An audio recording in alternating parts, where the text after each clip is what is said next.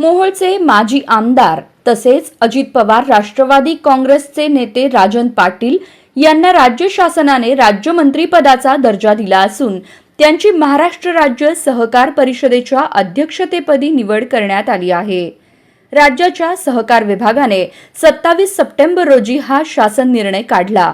27 September 2024 पासून पुढील 3 वर्ष किंवा पुढील आदेश येईपर्यंत राजन पाटील यांची या पदावर नियुक्ती राहणार असल्याचे शासन निर्णयामध्ये म्हटले आहे।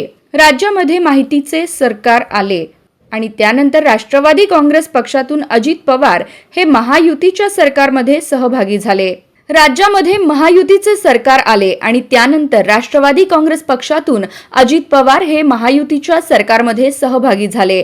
यावेळी राजन पाटील हे सुद्धा अजित पवारांसोबत गेले।